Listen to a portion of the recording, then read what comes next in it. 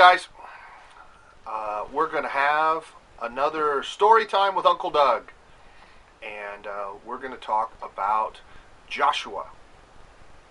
Now, Joshua is an English name. In Hebrew, it's pronounced Yeshua, which is also the name of Jesus.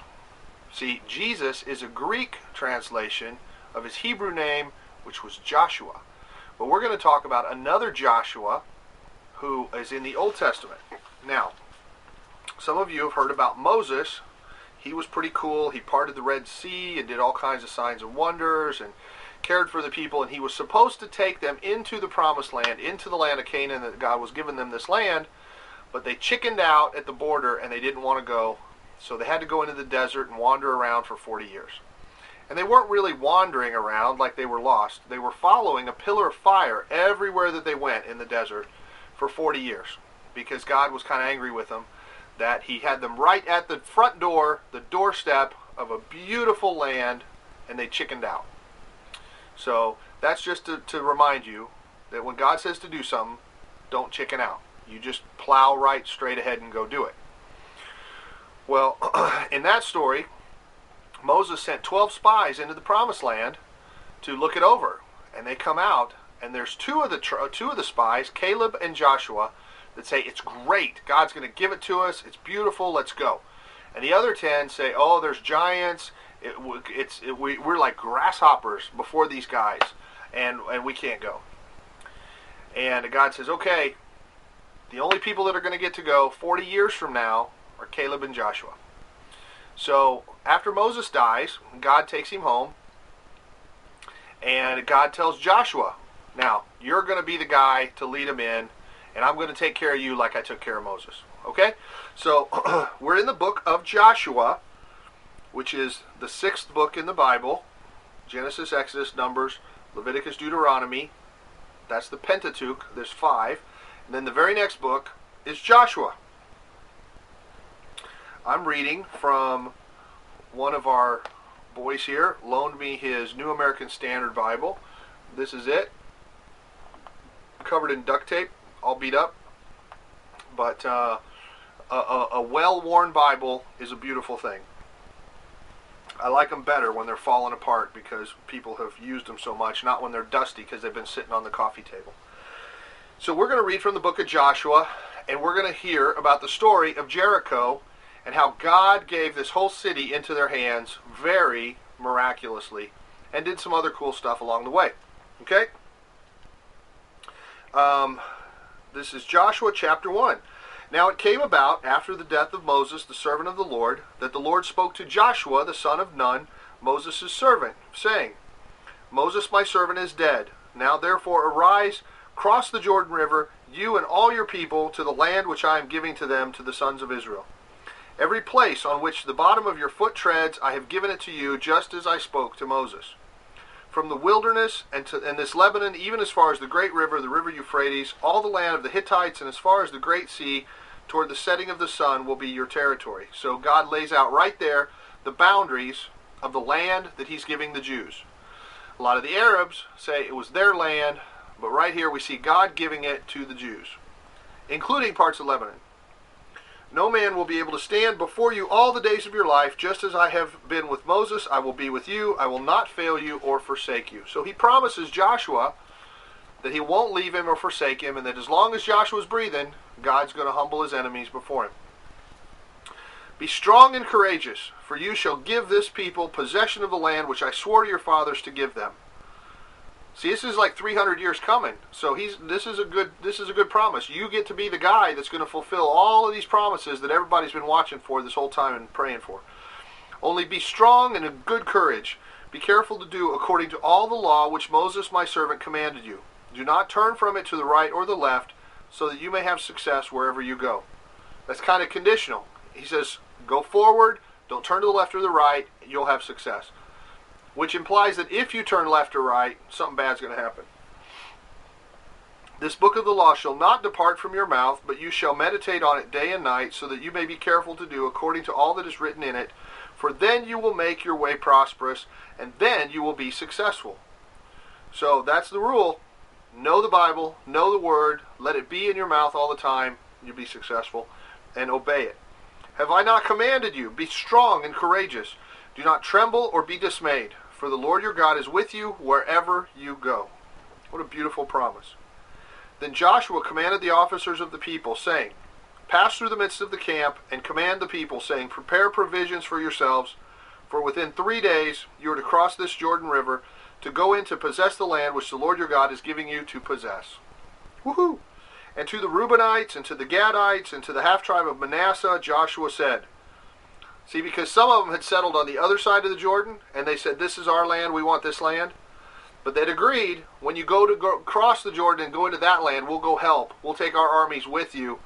Even though this is our land over here, we're not going to abandon you. We're going to go with you and help until everybody gets their land. Joshua said, remember the word which Moses, the servant of God, commanded you, saying, the Lord your God gives you rest and will give you this land. Your wives, your little ones, and your cattle shall remain in the land which Moses gave you beyond the Jordan. But you shall cross before your brothers in battle array, all your valiant warriors, and shall help them, until the Lord gives your brothers rest, as he gives you, and they also possess the land which the Lord your God is giving them. Then you shall return to your own land and possess that which Moses, the servant of the Lord, gave you beyond the Jordan toward the sunrise. Now, most of this territory we're talking about now is in the country called Jordan, which is on the other side of Jordan. That's where John the Baptist preached. That's where Jesus got baptized by John the Baptist, not in what we call Israel today, but in what is Jordan today, which is still part of the land God promised them. And they answered Joshua, saying, all that you have commanded us we will do. Wherever you send us we will go. Just as we obeyed Moses in all things, so we will obey you. Only may the Lord your God be with you, as he was with Moses. Anyone who rebels against your command and does not obey your words, and all that you command him shall be put to death. Only be strong and courageous. So they're saying to Joshua, anybody disobeys you, let's kill him. Just don't back down. Make sure you're right with the Lord, or we're all in big trouble. Then Joshua the son of Nun sent 2 men as spies secretly from Shittim, which is where they were staying, saying, go view the land, especially Jericho. See, Jericho is the big city right directly across from where they're going to cross the Jordan, and Jericho's right there. And it's a big walled city, super thick walls. The walls were so thick that people had houses in the walls. And big, tall walls, very well defended. And the Israelites don't have the equipment and stuff to take a walled city, but God is going to help. Okay, go and view the land, especially Jericho. So they went and came into the house of a harlot whose name was Rahab, and lodged there. Okay, I'm not going to go into detail about a harlot, what a harlot is, but you can ask mom and dad and they'll explain it to you. And it was told the king of Jericho, saying, behold, men from the sons of Israel have come here tonight to search out the land. So somebody says, hey, they're the bad guys, because everybody's scared of the Israelites. Their reputation has gone ahead of them, and everybody's scared.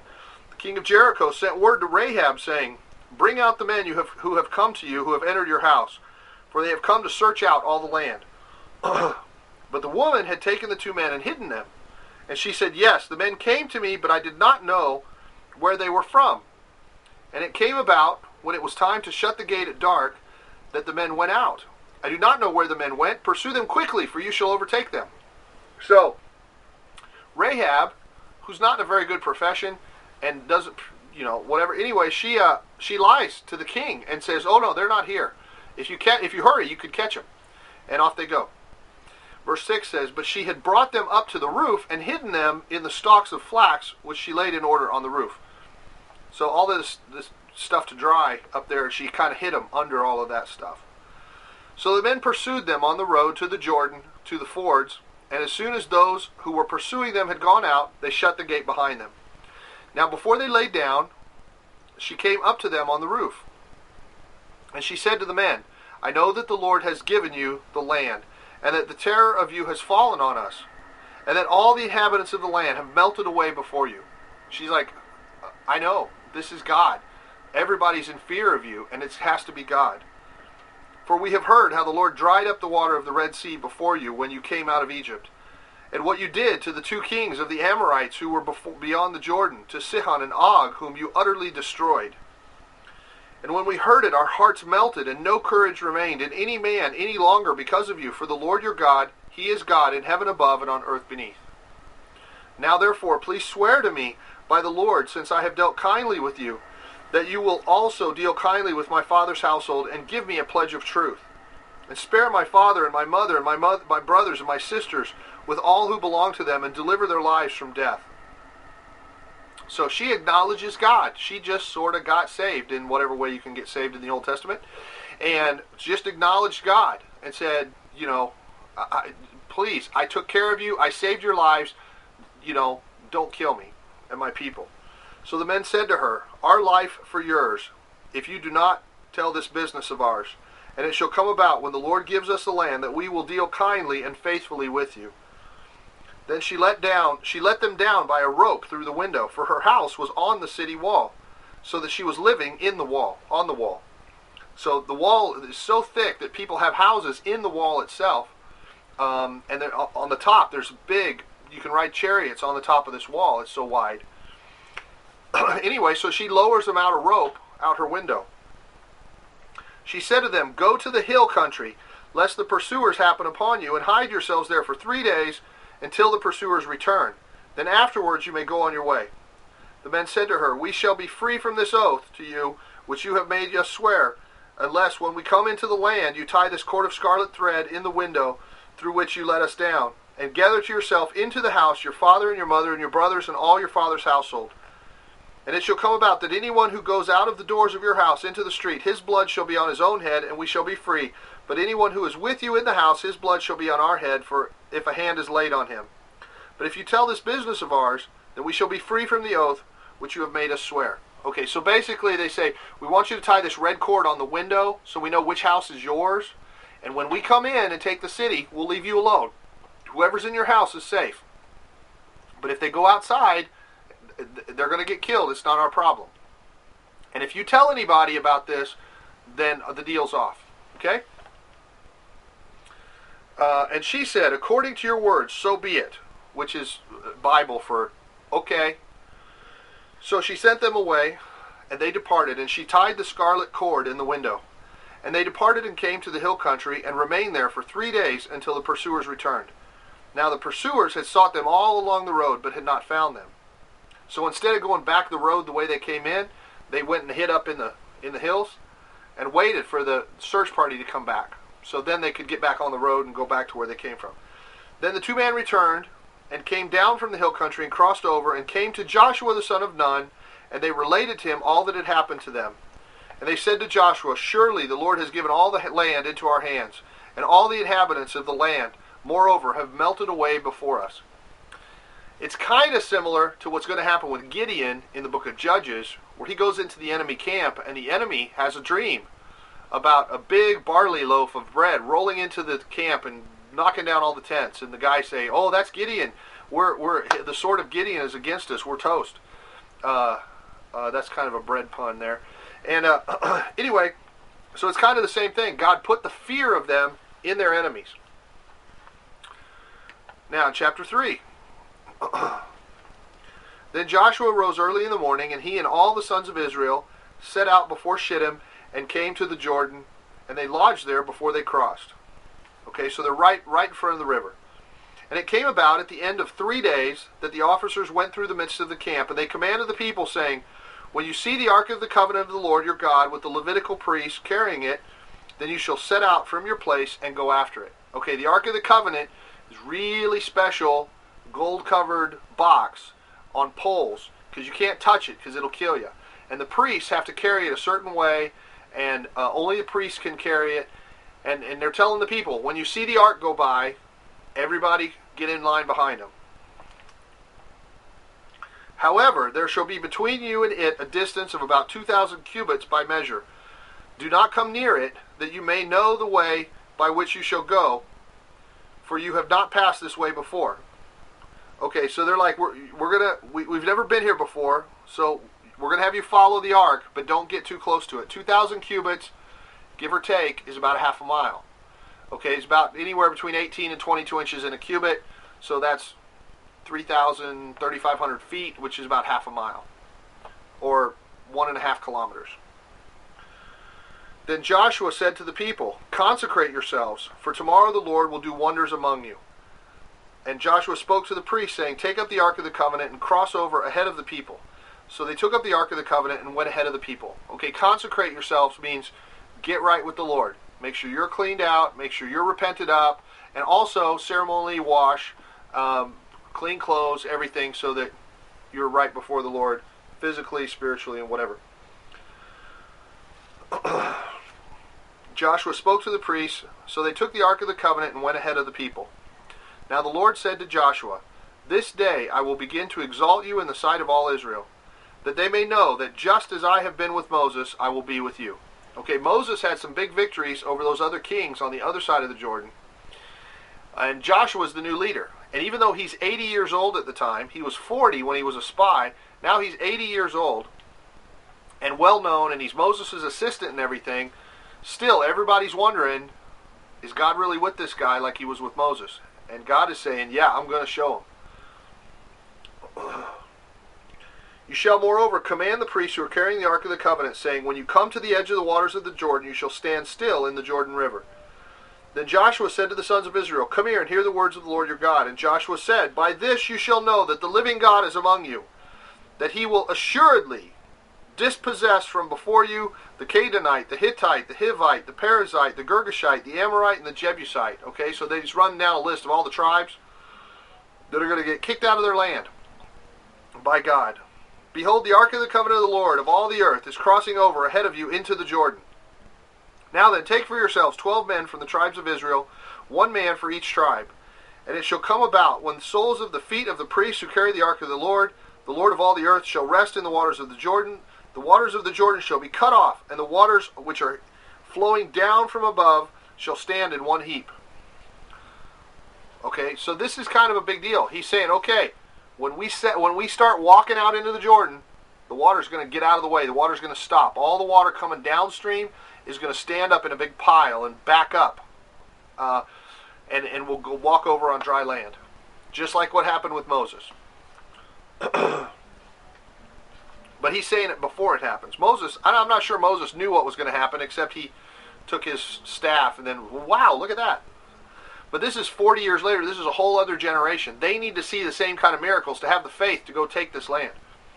"So it came about, when the people set out from their tents to cross the Jordan with the priests carrying the Ark of the Covenant before the people, and when those who carried the Ark of the Covenant came into the Jordan River, and the feet of the priests carrying the Ark were dipped in the edges of the water, because the Jordan River overflows all its banks all the days of harvest." Now, I've been to the Jordan River, and it ain't much.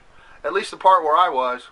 Now, it probably used to be a lot more, but people are using the water for irrigation and so many other things, and it's not real impressive that you would build a dam or stop the waters or whatever. But back in the day, during the rainy season, this is a big river. And it's no big deal for them to stand with the water at their feet, because it's not like a real deep river. The water's overflowed into all this farmland on either side and irrigating the farmland. So as soon as they get close to the water, it's still a long way across this river. It happened when the feet of the priests carrying the ark were dipped in the edges of the water, that the waters which were flowing down from above stood and rose up in one heap, a great distance away, at Adam, the city that is beside Zarethan, and those which were flowing down toward the sea of the Arabah, the salt sea, the Dead Sea, were completely cut off. So the people crossed opposite Jericho. So all the water coming down, it just keeps going, and it's dry. And all the water coming down, it stands up in a big pile. The priests who carried the Ark of the Covenant of the Lord stood firm on dry ground in the middle of the Jordan River, while all of Israel crossed on dry ground until all the nations had finished crossing the Jordan. Now it came about, when all the nation had finished crossing the Jordan, that the Lord spoke to Joshua, saying, "Take for yourselves 12 men from the people, 1 man for each tribe, and command them, saying, Take up for yourselves 12 stones from here, out of the middle of the Jordan, from the place where the priests' feet were standing firm, and carry them over with you. Lay them down in the lodging place where you shall lodge tonight." So he says, I want you to all get as big a rock as you can carry from the bottom of the Jordan River, right where the priests are standing, and take it with you. So every tribe gets a big old rock to remember, we got this from the bottom of the Jordan River. Now, today, that might not be that cool, because you could get a boat and some scuba gear and a crane or something and get a rock from the bottom of a river. But at the time, the Jordan flows too fast, it's too deep, there's no way you're getting a rock out of the bottom of the Jordan River unless God has it all pile up in a heap. So Joshua called the 12 men whom he had appointed from the sons of Israel, one man from each tribe.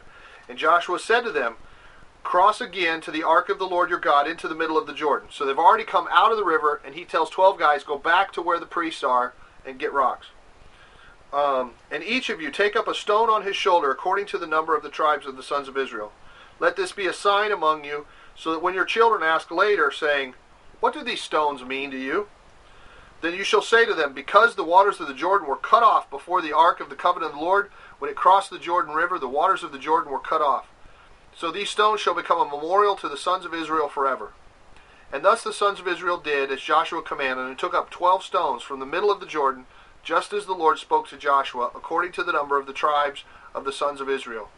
And they carried them over with them to the lodging place, and put them down there. So they set up their tents on the side of the other side of the Jordan. Then Joshua set up 12 stones in the middle of the Jordan, at the place where the feet of the priests who carried the ark of the covenant were standing, and they are there to this day. So Joshua kind of made an altar out of 12 other stones, right where the priests were standing, and it's at the bottom of the Jordan. For the priests who carried the ark were standing in the middle of the Jordan until everything was completed that the Lord had commanded Joshua to speak to the people, according to all that Moses had commanded Joshua. The people hurried and crossed, and it came about, when all the people had finished crossing, that the ark of the Lord and the priests crossed before the people. And the sons of Reuben, and the sons of Gad, and the half-tribe of Manasseh crossed over in battle array before the sons of Israel, just as Moses had spoken to them. About 40,000 men, equipped for war, crossed for battle before the Lord into the desert plains of Jericho. On that day the Lord exalted Joshua in the sight of all Israel, so that they revered him just as they had revered Moses all the days of his life. Okay? So everybody's like, that guy's cool. That guy's with God. We're going to follow that guy. Now the Lord said to Joshua, command the priests who carry the ark of the testimony, that's the ark of the covenant, that they come up from the Jordan. So Joshua commanded the priests, saying, come up from the Jordan. And it came about, when the priests who carried the ark of the covenant of the Lord had come up from the middle of the Jordan, and the soles of the priests' feet were lifted up to the dry ground, that the waters of the Jordan returned to their place and went over all its banks as before. So as soon as the priests step out of the river with the ark of the covenant, here comes the water again. Now the people came up from the Jordan on the 10th of the first month, and camped at Gilgal on the eastern edge of Jericho. And those 12 stones which they had taken from the Jordan Joshua set up at Gilgal. And he said to the sons of Israel, when your children ask their fathers in time to come, saying, what are those stones? Then you shall inform your children, saying, Israel crossed this Jordan on dry ground. For the Lord your God dried up the waters of the Jordan before you until you had crossed, just as the Lord your God had done to the Red Sea, which he dried up before us until we had crossed, that all the peoples of the earth may know that the hand of the Lord is mighty, so that you may fear the Lord your God forever. Now it came about, when all the kings of the Amorites, who were beyond the Jordan to the west, and all the kings of the Canaanites, who were by the sea, that's way over against the Mediterranean, heard how the Lord had dried up the waters of the Jordan before the sons of Israel until they had crossed, that their hearts melted, and there was no spirit in them any longer, because of the sons of Israel. They were scared. At that time the Lord said to Joshua, make for yourselves flint knives, and circumcise again the sons of Israel the second time. For Joshua made himself flint knives, so Joshua made himself flint knives, and circumcised the sons of Israel at Gibeath Haaraloth. Okay, I'll have your mom or dad explain to you about circumcision, but the Jews were supposed to be circumcised, but they were out in the desert for 40 years, so this younger generation hadn't been circumcised, so God tells them to make sure all the guys are circumcised. This is the reason why Joshua circumcised them. For the people who came out of Egypt, who were males, all the men of war, died in the wilderness along the way after they came out of Egypt. For all the people who came out were circumcised, but all the people who were born in the wilderness along the way as they came out of Egypt had not been circumcised. For the sons of Israel walked 40 years in the wilderness, until all the nation, that is, the men of war who came out of Egypt, perished, because they did not listen to the voice of the Lord, to whom the Lord had sworn that he would not let them see the land which the Lord had sworn to their fathers to give us, the land flowing with milk and honey. And their children whom he raised up in their place Joshua circumcised, for they were uncircumcised, because they had not circumcised them along the way.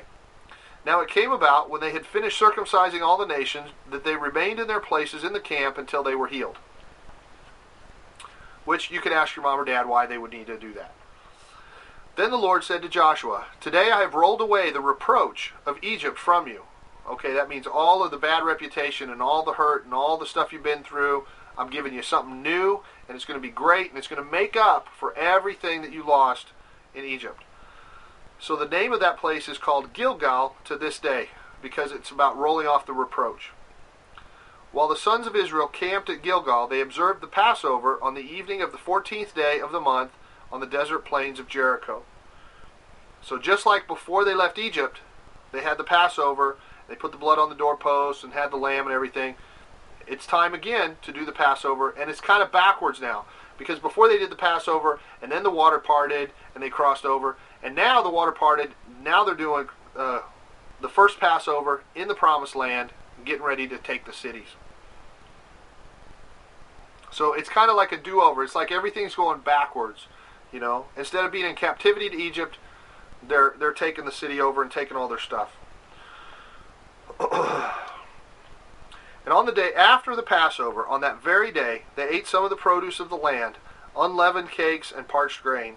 And the manna ceased on the day after they had eaten some of the produce of the land, so that the sons of Israel no longer had manna, but they ate some of the yield of the land of Canaan during that year.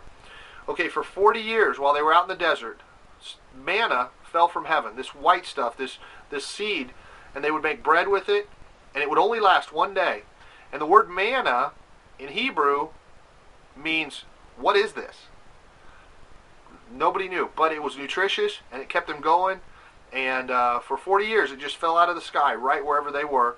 And even on this day, as they cross the Jordan, the manna falls. They eat the manna like they have been doing their whole lives. Most of these people were born in the desert, except Joshua and Caleb. And so they're eating the manna. But the first day they're into the Promised Land, they get to eat some of the food from the Promised Land, and then the manna stops. So God's going to be there to feed you, or He's going to provide some other source of manna for you, of food. The manna ceased on the day after they had eaten some of the produce of the land, so that the sons of Israel no longer had manna, but they ate some of the yield of the land of Canaan during that year. Now it came about when Joshua was by Jericho that he lifted up his eyes and looked, and behold, a man was standing opposite him with his sword drawn in his hand. Okay, so he's looking, and right out in front of him there's a guy with a sword. I don't know that he snarled like that. It's just, I was trying to, never mind.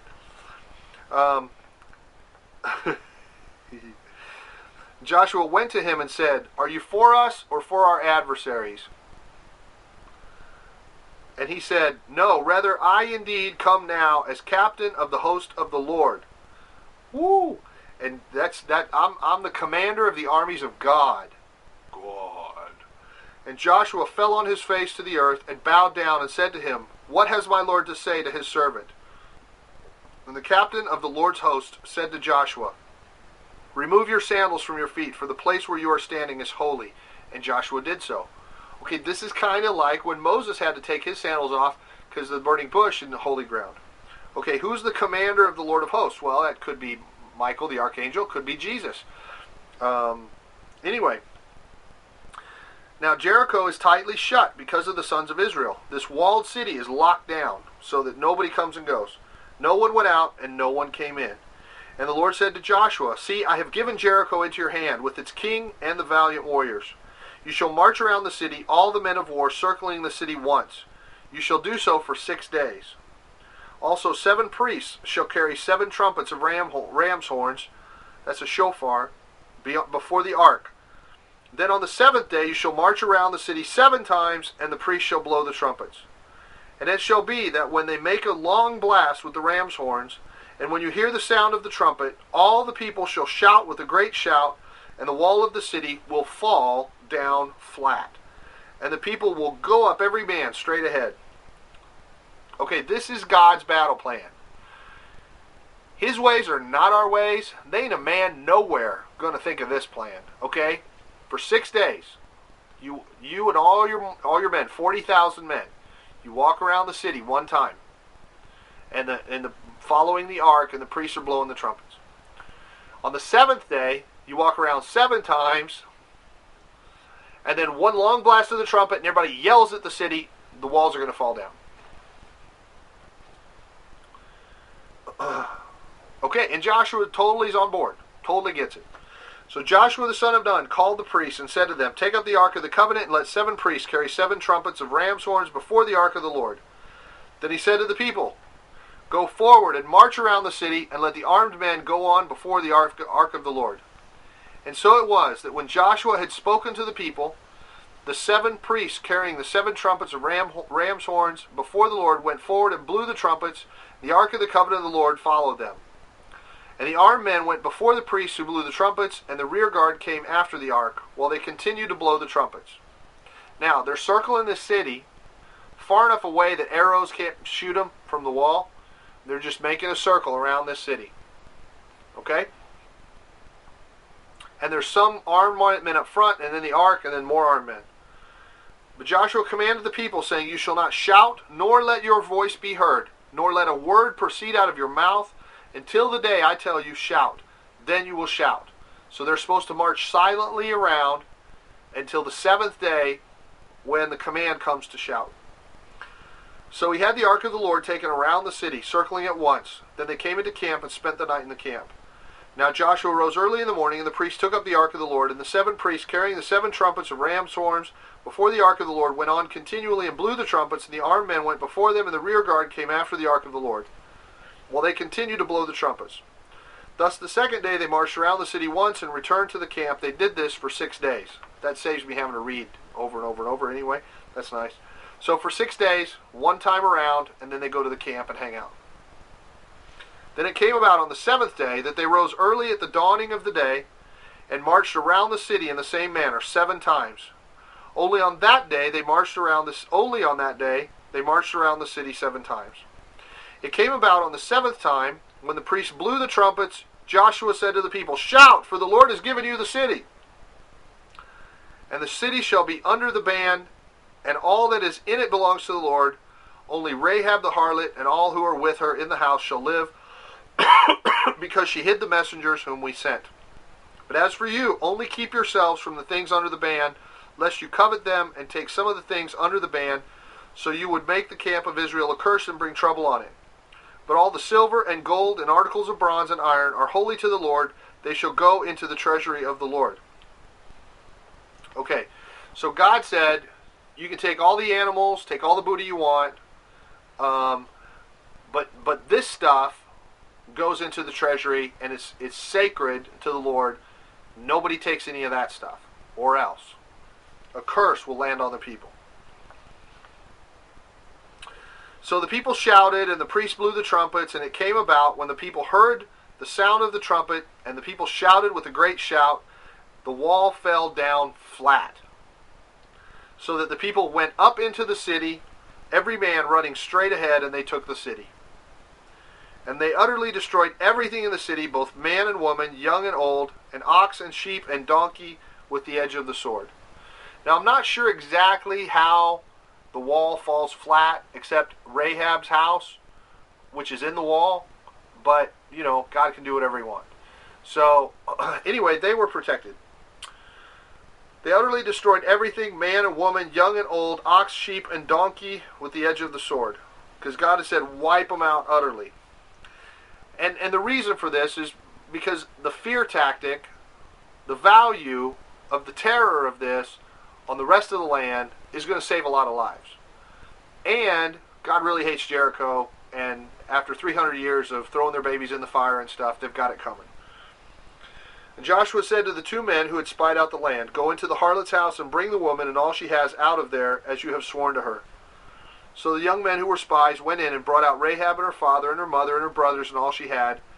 And they also brought out all her relatives and placed them outside the camp of Israel. And they burned the city with fire and all that was in it, only the silver and gold and articles of bronze and iron they put into the treasury of the house of the Lord.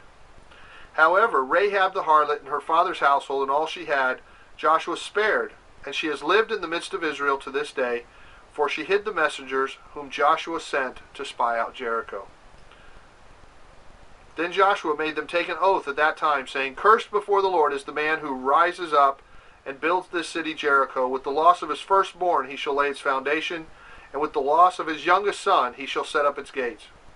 So the Lord was with Joshua, and his fame was in all the land. And in fact, later on, a guy did rebuild Jericho, and it did cost him his first son when they laid the foundation, and his youngest son when they put up the gates. Exactly the way Joshua had said. Now Rahab, here's a cool story. At the very beginning of Matthew, we have the genealogy of Jesus. And I want to just read it to you real quick. Matthew chapter 1. The book of the genealogy of Jesus Christ, the son of David, the son of Abraham. To Abraham was born Isaac, and to Isaac Jacob, and to Jacob Judah and his brothers. And to Judah were born Perez and Zerah by Tamar.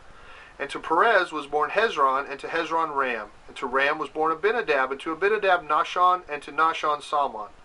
And to Salmon was born Boaz by Rahab. And to Boaz was born Obed by Ruth, and to Obed Jesse. And to Jesse was born David the king. Okay? And to David was born Solomon by her who had been the wife of Uriah. That's Bathsheba, but she doesn't get her name in here.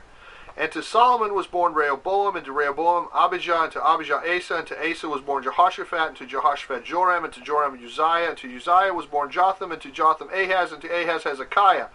And to Hezekiah was born Manasseh, and to Manasseh Ammon, and to Ammon Josiah, and to Josiah were born Jeconiah and his brothers at the time of the deportation to Babylon. And after the deportation to Babylon, to Jeconiah was born Shealtiel, and to Shealtiel Zerubbabel.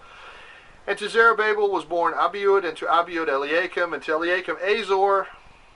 And to Azor was born Zadok, and to Zadok Achim, and to Achim Eliud. And to Eliud was born Eleazar, and to Eleazar Mathan, and to Mathan Jacob. And to Jacob was born Joseph, the husband of Mary, by whom was born Jesus, who is called Christ.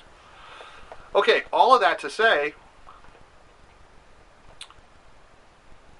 the lady from Jericho, who helped the spies, who acknowledged God, who got to live with the Israelites and become one of them, she married Boaz. From Boaz, he married Ruth, which is talked about in the book of Ruth. And from Boaz and Ruth came Obed, and from Obed came Jesse, and from Jesse came King David. So Rahab, the harlot, and your parents will explain to you what that is, came Jesus. One of the people in a city that they conquered, where they were supposed to kill everybody, they didn't kill. And not only did they not kill her, she was kind of involved in a bad profession. And yet, she's in the line of Jesus. Because she was kind of a hero in the story. Even though the world would say that she wasn't. That she was a traitor, that she was a liar, that she was a harlot, and yet she's in the line of Jesus. Because he uses the foolish things to confound the wise. Just like little old David goes out against Goliath, looks like a fool, but God backs him up. So, I just think it's kind of pretty that Rahab ends up in the line of Jesus.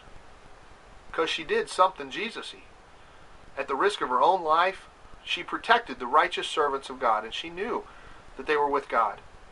And she knew that it was the right thing to protect them and hide them out. And she ends up one of the very few women, one of only 2 women mentioned in the genealogy of Jesus. Just Rahab and Ruth. And then Mary. So, anyway, that's the short story about Jericho. One of the guys took some gold stuff that he wasn't supposed to take. It was a curse on him. The next time they go to battle, they lose. And they got to find out why. And they track it down, and God tells them that guy took stuff he wasn't supposed to take. And they get it worked out. And everybody learns to fear God. And that he's serious when he tells you what's going to happen if you disobey and stuff. But that's all more part of the story. You can read about that in Judges, in Joshua chapter 7 and following. Anyway, that's all I got time for. Thanks for watching Storytime with Uncle Doug. and hopefully we'll do lots more of these and just run you through some of the important kind of foundational stories in the Bible. In this case, Yeshua bringing them into the promised land and having victory in an awesome way over anybody that gets in the way. Thanks for listening. Lots more at fellowshipofthemartyrs.com.